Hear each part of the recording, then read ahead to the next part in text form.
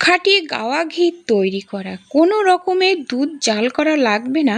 কাঁচা দুধ থেকে কেজি কেজি ঘি তোলা যাবে। নমস্কার বন্ধুরা, সবাই কেমন আছো? আশা করি সবাই ভালো আছো।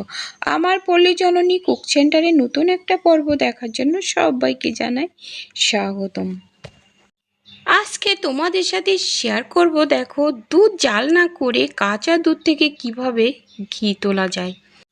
বাজারের ভেজাল ঘি কিনে না খেয়ে বাড়িতে ঘি তৈরি করে নিতে পারবে কাঁচা দুধ থেকে।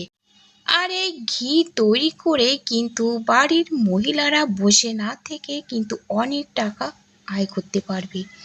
আমার চ্যানেলে কিন্তু এর আগে ঘি তৈরির ভিডিও দেওয়া আছে, তোমরা চাইলে সেসব জনপ্রিয় ভিডিও দেখে নিতে পারো। ওই ঘি তৈরির ভিডিওগুলো অন্যভাবে তৈরি করা, তোমাদের কাছে যেটা সহজ মনে হবে সেভাবে তোমরা তৈরি করবে। আমি ডেসক্রিপশন বক্সে ওই সব জনপ্রিয় ভিডিওর লিঙ্ক আমি দিয়ে দেব। আমি এখানে 1.5 কেজি গরুর দুধ নিয়েছি। দুধ হবে একেবারে ফুল ক্রিম দুধ। এই দুধ থেকে কিভাবে তৈরি করি তোমরা দেখতে থাকো। 3 থেকে 4 ঘন্টা রেখে দেব নর্মাল ফ্রিজে। আর এখানে দেখো আমি আর 1.5 কেজি দুধ এই যে 3টে বোতলে রেখেছি, এটা আমি ডিপ ফ্রিজে রেখে দেব পরে খাওয়ার জন্য, যেহেতু একবারে খাওয়া যাবে না। তো এই যে 3 ঘন্টা পরে দেখো আমি নর্মাল ফ্রিজ থেকে দুধটা বের করে নিয়ে এসেছি। দুধ বের করার পরে দেখো উপরে কিন্তু এই যে একটা লেয়ার পড়ে, এটাই কিন্তু আমার তুলে নিতে হবে। তো আর এই যে দেখো এর আগে তুলে তুলে কিন্তু আমি ডিপ ফ্রিজে জমিয়ে রেখেছি। তো এরকম চামচ দিয়ে উপর থেকে কেটে নিতে হবে। দেখো একটা সরের মতো লেয়ার পড়েছে, মানে খুব ক্ষীরের মতো ঘন একটা লেয়ার। তো এই লেয়ারটাই কিন্তু তুলে নিতে হবে। এটা হচ্ছে দুধের ফ্যাট, কিংবা অনেকেই বলে ননি।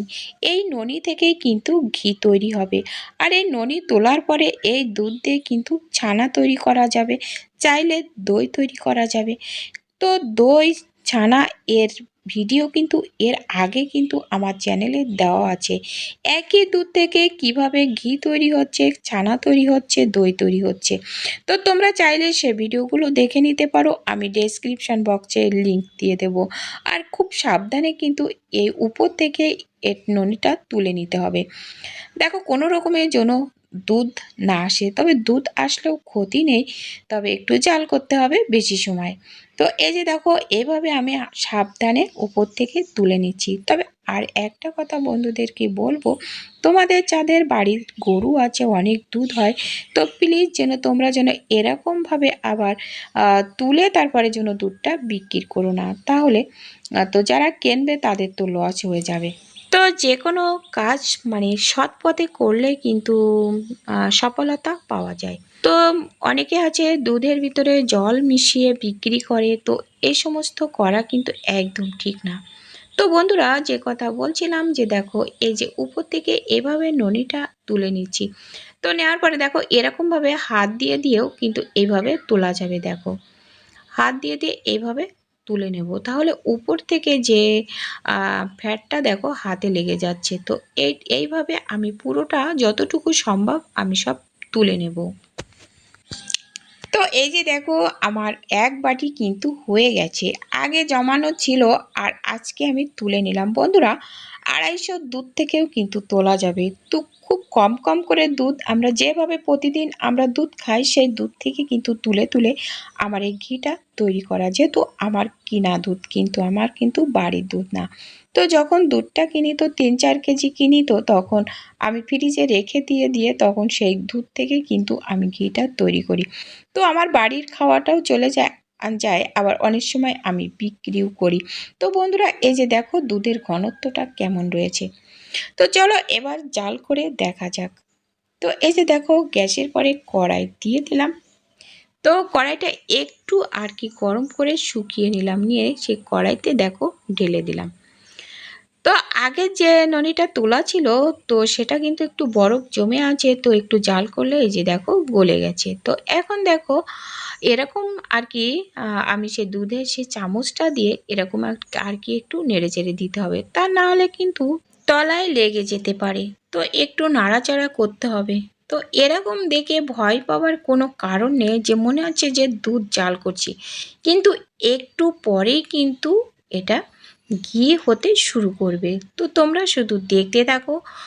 আর বন্ধুরা, ভিডিওটা কে কোথা থেকে দেখছো প্লিজ কমেন্ট করতে একদম ভুলো না, তোমাদের কমেন্ট পড়তে আমার কিন্তু বেশ ভালো লাগে। আর তোমরা লাইক দিতে ভুলে গেলে একটা লাইক করে দিও। আর নতুন বন্ধুরা আমার চ্যানেলটা সাবস্ক্রাইব করে পাশে থাকা বেল আইকনটিতে ক্লিক করে রেখো, তাহলে পরবর্তী ভিডিও আপলোড হলে নোটিফিকেশান পেয়ে যাবে। আর পেয়ে যাবে সুন্দর সুন্দর ভিডিও, অজানা অনেক টিপস। তো এই যে দেখো ঘি কিন্তু গলতে শুরু করেছে।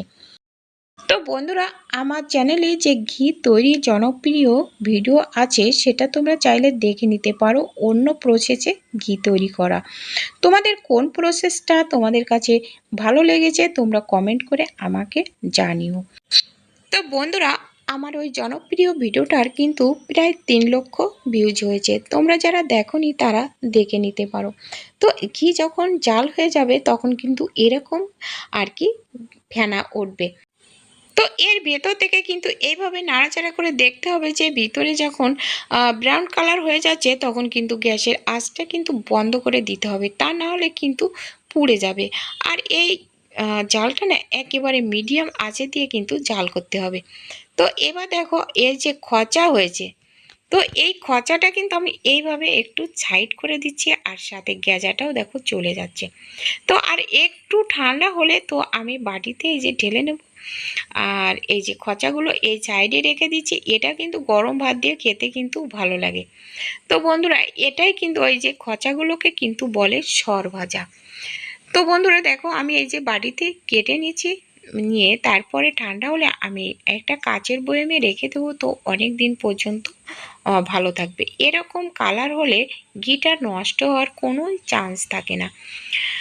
তো বন্ধুরা, এই যে আমার রেডি হয়ে গেছে ঘিটা তৈরি করা। তো তোমাদের কাছে কেমন লেগেছে তো কমেন্ট করে জানাতে কিন্তু ভুলো না।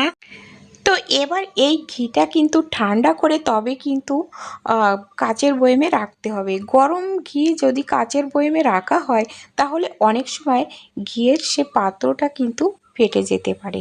তো এজন্য আর কি ঘিটা একটু ঠান্ডা করে তবে রাখতে হবে। এটা গরম ভাতের সাথে খেতে কিন্তু দারুণ লাগে। তো বাচ্চা থেকে বড় সবাই তো পছন্দ করে, তাছাড়া যে কোনো রান্নাতে ব্যবহার করা যাচ্ছে। তোমরা চাইলে যদি অনেক তৈরি করতে পারো তো জমিয়ে জমিয়ে কিন্তু বিক্রিও করতে পারো। তো বিক্রি করে তো অনেক টাকা লাভবান হতে পারবে।